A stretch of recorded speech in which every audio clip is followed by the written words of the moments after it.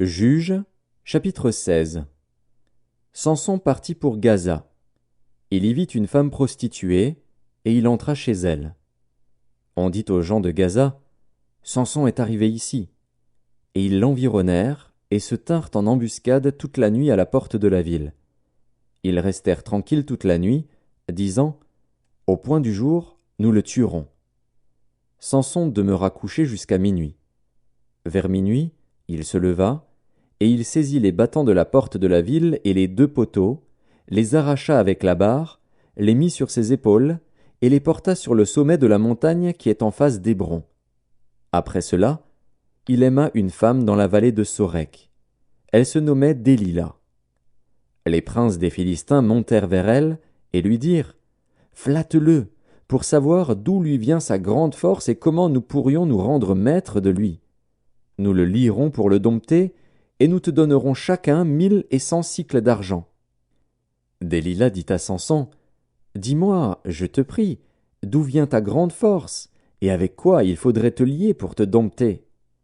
Samson lui dit, « Si on me liait avec 7 cordes fraîches, qui ne fussent pas encore sèches, je deviendrais faible et je serais comme un autre homme. » Les princes des Philistins apportèrent à Délila 7 cordes fraîches, qui n'étaient pas encore sèches, et elle le lia avec ses cordes.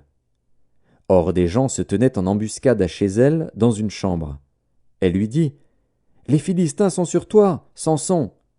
Et il rompit les cordes, comme se rompt un cordon d'étoupe quand il sent le feu.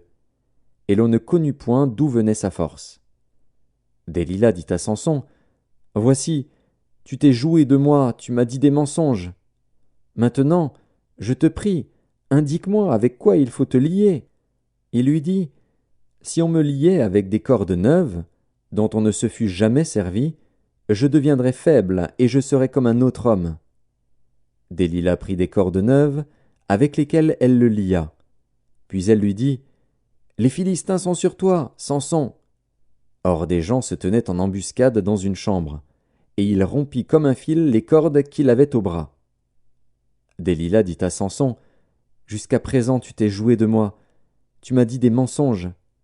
Déclare-moi avec quoi il faut te lier. » Il lui dit, « Tu n'as qu'à tisser les 7 tresses de ma tête avec la chaîne du tissu. » Et elle les fixa par la cheville, puis elle lui dit, « Les Philistins sont sur toi, Samson !» Et il se réveilla de son sommeil, et il arracha la cheville du tissu et le tissu. Elle lui dit, « Comment peux-tu dire, je t'aime, puisque ton cœur n'est pas avec moi? Voilà 3 fois que tu t'es joué de moi, et tu ne m'as pas déclaré d'où vient ta grande force. » Comme elle était chaque jour à le tourmenter et à l'importuner par ses instances, son âme s'impatienta à la mort, il lui ouvrit tout son cœur, et lui dit, « Le rasoir n'a point passé sur ma tête, parce que je suis consacré à Dieu dès le ventre de ma mère. Si j'étais rasé, ma force m'abandonnerait, je deviendrais faible, et je serais comme tout autre homme. » Délila, voyant qu'il lui avait ouvert tout son cœur, envoya appeler les princes des Philistins, et leur fit dire, « Montez cette fois, car il m'a ouvert tout son cœur. » Et les princes des Philistins montèrent vers elle, et apportèrent l'argent dans leurs mains. Elle l'endormit sur ses genoux, et ayant appelé un homme, elle rasa les 7 tresses de la tête de Samson, et commença ainsi à le dompter. Il perdit sa force. Elle dit alors, « Les Philistins sont sur toi, Samson !»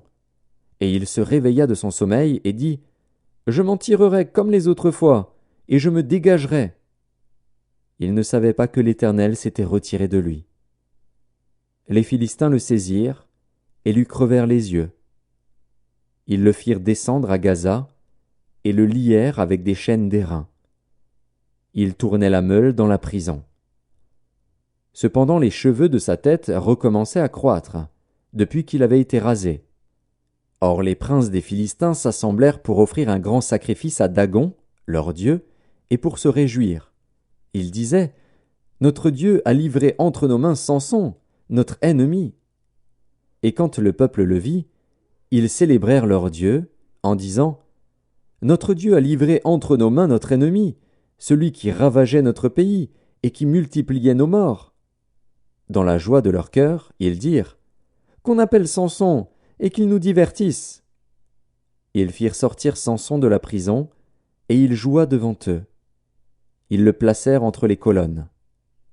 Et Samson dit au jeune homme qui le tenait par la main, « Laisse-moi, afin que je puisse toucher les colonnes sur lesquelles repose la maison et m'appuyer contre elles. » La maison était remplie d'hommes et de femmes, tous les princes des Philistins étaient là, et il y avait sur le toit environ 3000 personnes, hommes et femmes, qui regardaient Samson jouer. Alors Samson invoqua l'Éternel et dit, « Seigneur Éternel, souviens-toi de moi, je te prie, ô Dieu, donne-moi de la force seulement 7 fois, et que d'un seul coup je tire vengeance des Philistins pour mes 2 yeux. » Et Samson embrassa les 2 colonnes du milieu sur lesquelles reposait la maison, et il s'appuya contre elles. L'une était à sa droite et l'autre à sa gauche. Samson dit, « Que je meure avec les Philistins !» Il se pencha fortement, et la maison tomba sur les princes et sur tout le peuple qui y était. Ceux qu'il fit périr à sa mort furent plus nombreux que ceux qu'il avait tués pendant sa vie. Ses frères et toute la maison de son père descendirent et l'emportèrent. Lorsqu'ils furent remontés, ils l'enterrèrent entre Tsoréa et Eshtaol dans le sépulcre de Manoach, son père. Il avait été juge en Israël pendant 20 ans.